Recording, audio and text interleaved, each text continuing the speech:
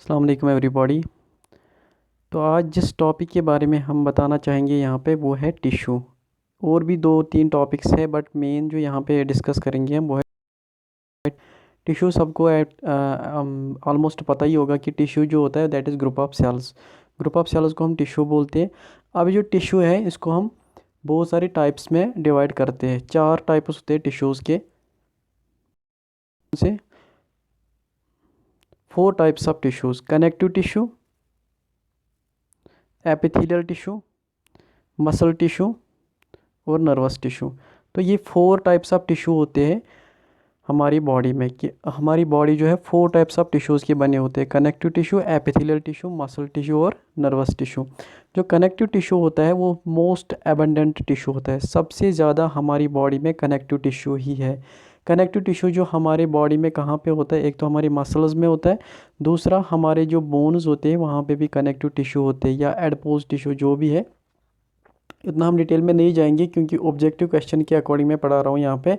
तो आपने objective question एक है कि मोस्ट एबंडेंट टिश्यू इज़, तो आपने बोलना है कि कनेक्टिव टिश्यू ही मोस्ट एबंडेंट टिश्यू है।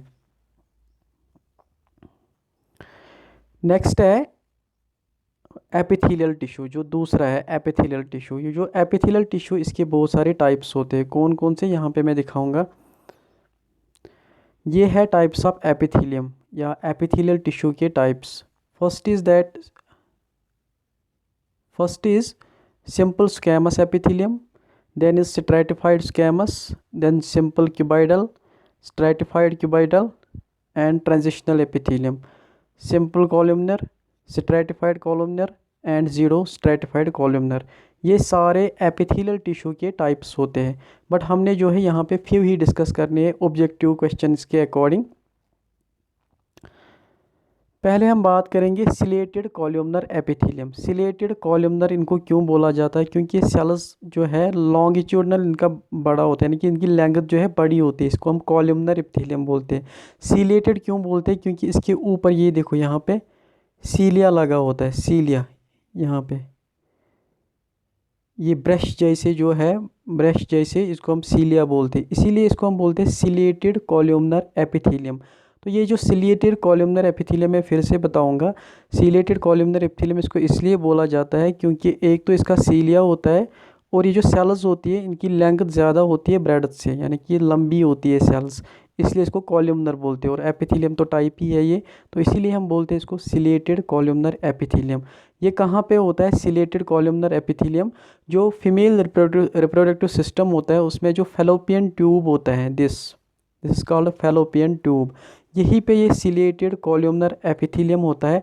इसका क्या काम होता है यहाँ पे कि ये chelated columnar epithelium fallopian tube की अंदर की जो लाइनिंग है वो बनाता है, और उसके अंदर जो फेलोपियन ट्यूब में सिलेटेड कॉलमनर एपिथेलियम किस काम का आता है, कि जिस टाइम ओवम होता है इस फेलोपियन ट्यूब में, जब ओवम होता है तो ये सिलेटेड कॉलमनर एपिथेलियम इस ओवम को आगे पहुंचाता है। यानी कि जब ओवम ओवरी से निकलता है, ओवरी से लेकर यूट्रस तक, सॉरी यहाँ तक फेलोपियन ट्यूब तक ओवम को पहुंचाता है सिलेटेड कॉलमनर एपिथेलियम।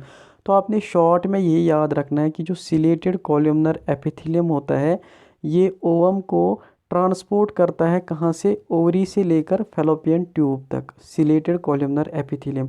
या हम सिंपल वर्ड्स में ये भी बोल सकते हैं कि जो सिलेटेड कॉलमनर एपिथेलियम कहाँ पे होता है, फेलोपियन ट्यूब में।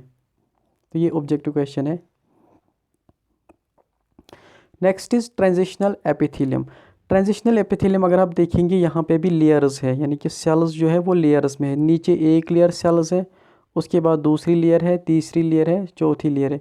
बट ये जो लेयर्स है ये यूनिफॉर्म लेयर्स नहीं है, क्योंकि एक ये सेल जो है डिफरेंट है, ये वाली सेल डिफरेंट है और ये वाली सेल डिफरेंट है, इसीलिए इसको बोला जाता है ट्रांजिशनल एपिथेलियम। ट्रांजिशनल एपिथेलियम जो है इसकी एक क्वालिटी होती है कि ये स्ट्रेच होता है, इसकी स्ट्रेचिंग कैपेसिटी होती है। जैसे रबर की जो या च्युइंग गम की स्ट्रेचिंग कैपेसिटी होती है, वैसे ही ट्रांजिशनल एपिथेलियम की भी स्ट्रेचिंग कैपेसिटी होती है। अब ऑब्जेक्टिव क्वेश्चन आपका यहाँ पे ये आएगा कि ट्रांजिशनल एपिथेलियम कहाँ पे होता है।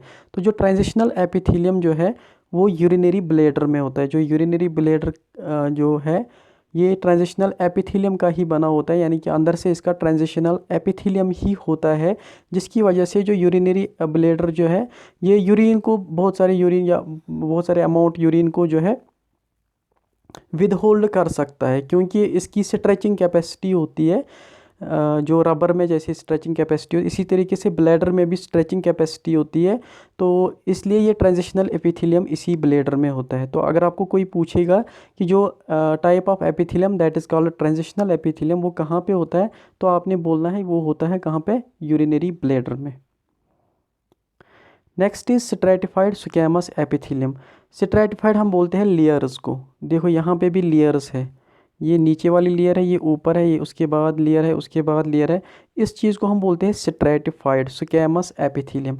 ये एक और टाइप है सिंपल ये एक और टाइप है एपिथेलियल टिश्यू का, तो इसीलिए इसको हम बोलते हैं स्ट्रैटिफाइड स्क्वैमस एपिथेलियम। तो आपका यहाँ पे क्वेश्चन यही बनेगा कि स्ट्रैटिफाइड स्क्वैमस एपिथेलियम कहाँ पे प्रेजेंट होता है।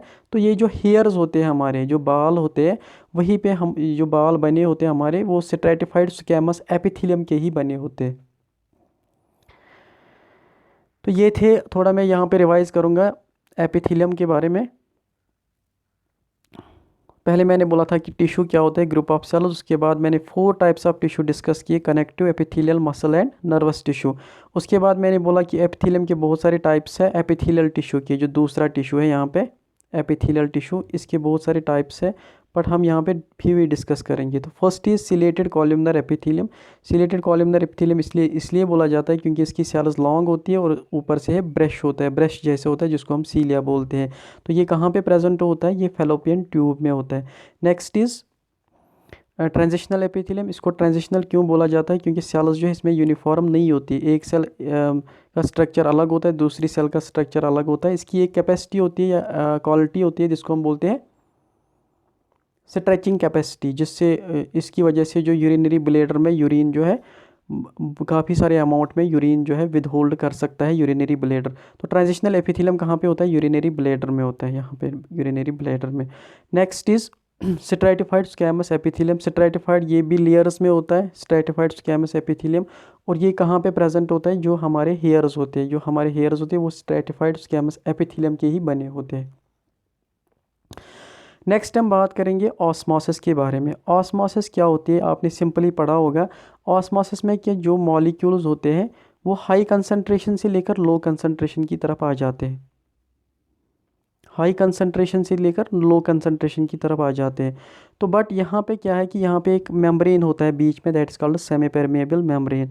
तो ऑस्मोसिस आपने सिंपल डिफिनीशन लिखनी है यहाँ पे कि transport of substance from high concentration to low concentration across a semi permeable membrane. के एक सेमी परमेबल मेम्ब्रेन होता है जिसकी वजह से जिसके थ्रू जो है ऑस्मोसिस हो जाती है। उसके बाद आता है डिफ्यूजन। डिफ्यूजन क्या होता है, इसमें भी हाई कंसंट्रेशन से लेकर लो कंसंट्रेशन तक पहुंच जाता है कि जो मॉलिक्यूल्स हैं वो हाई कंसंट्रेशन, यहाँ पे कंसंट्रेशन मॉलिक्यूल्स की ज़्यादा होती है, यहाँ पे कम होती है। तो मॉलिक्यूल्स ट्रांसफ़र होते हैं from high concentration to low concentration, मगर यहाँ पे सेमी परमेबल मेम्ब्रेन नहीं होता है। तो यही फ़र्क है यहाँ पे ऑस्मोसिस और डिफ्यूजन का, कि जो ऑस्मोसिस है इसमें सेमी परमेबल मेम्ब्रेन होता है, बट जो डिफ्यूजन होता है इसमें सेमी परमेबल मेम्ब्रेन नहीं होता है। तो ये क्वेश्चन है कि ऑस्मोसिस किसको हम बोलते हैं। तो द ट्रांसपोर्ट ऑफ मॉलिक्यूल्स या substance from high concentration to low concentration across semi permeable membrane, that is called osmosis. And diffusion is from high concentration to low concentration, but there is no semi permeable membrane. तो यही difference है इन दोनों में। तो simple diffusion होता है कहाँ पे, सेल में। और सिंपल डिफ्यूजन में क्या है कि यहाँ फैट सॉल्युबल मॉलिक्यूल जो है पास हो जाते हैं, कि जो fat soluble water soluble molecule pass नहीं होते। तो यहाँ पे आपने इतना ही याद रखना कि सिंपल डिफ्यूजन में जो सेल में होता है, मैंने परसों पढ़ाया था प्लाज्मा मेम्ब्रेन के बारे में। प्लाज्मा मेम्ब्रेन जो है पास करने देता है खाली फैट सॉल्युबल सबस्टेंसेस को, वाटर सॉल्युबल सबस्टेंस को प्लाज्मा मेम्ब्रेन ये पास नहीं करने देता है। नेक्स्ट एक टॉपिक है that is called exocytosis. Exocytosis किसको हम बोलते हैं, जो सेल के अंदर होता है। तो मैंने सेल पढ़ाया था इससे पहले, तो फिर भी हम सेल का डायग्राम देखेंगे यहाँ पे। ये देखो थोड़ा रिव्यू करने के लिए, ये आपको मैंने पढ़ाया था पिछली बार। तो एक्सोसाइटोसिस के बारे में हम आज पढ़ेंगे। एक्सोसाइटोसिस में क्या एक्चुअली होता क्या है कि जो यहाँ पे ये लाइसोसोम होता है, दिस इज़ कॉल्ड लाइसोसोम। यहाँ पे देखने की, दिस इज़ कॉल्ड लाइसोसोम। ये जो लाइसोसोम होता है, ये अंदर जो भी वेस्ट मटेरियल होता है ये अपने अंदर लेता है वो वेस्ट मटेरियल और सेल के बाहर फेंक देता है।